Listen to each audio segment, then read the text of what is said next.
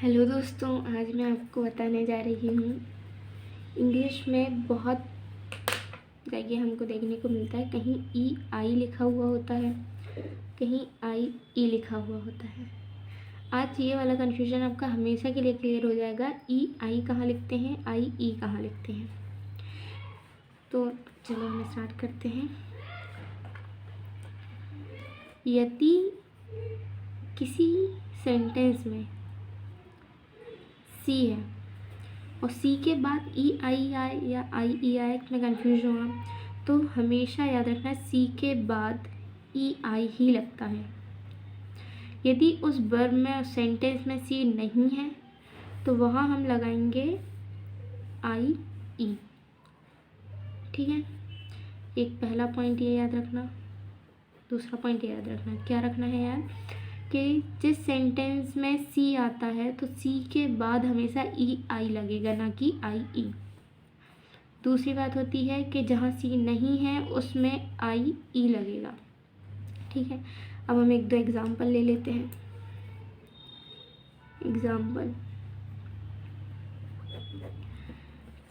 तो एग्जाम्पल में हम देखते हैं कि व्यूज़ की स्पेलिंग क्या हो जाएगी, VIEW, व्यूज़। ठीक है, तो आप देखना इस सेंटेंस में आपको कहीं सी नज़र आ रहा है क्या, नहीं, इसलिए आई के बाद ई आया है, ना कि ई आई आया है। ई आई यहाँ गलत हो जाएगा। इसी तरीके से हम देख लेंगे बिलीव की स्पेलिंग, BELIEVE,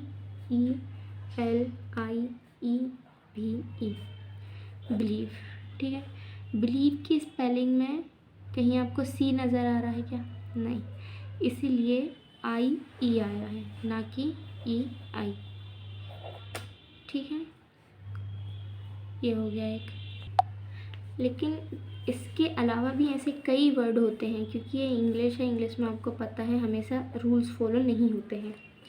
इंग्लिश में ऐसे कई वर्ड भी होते हैं जहाँ सी फॉर्मूला यूज़ नहीं आता है। जैसे कि हम कुछ शब्द देख लेते हैं।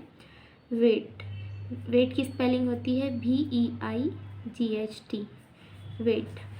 तो वेट में सी नहीं है, इसके बावजूद भी ई पहले आया है, जबकि हमने क्या पढ़ा है कि जहाँ सी है वहाँ ई आई आएगा, जहाँ सी नहीं है वहाँ नहीं आएगा। लेकिन वेट में ऐसा होता है, इसमें सी फॉर्मूला काम नहीं करता है।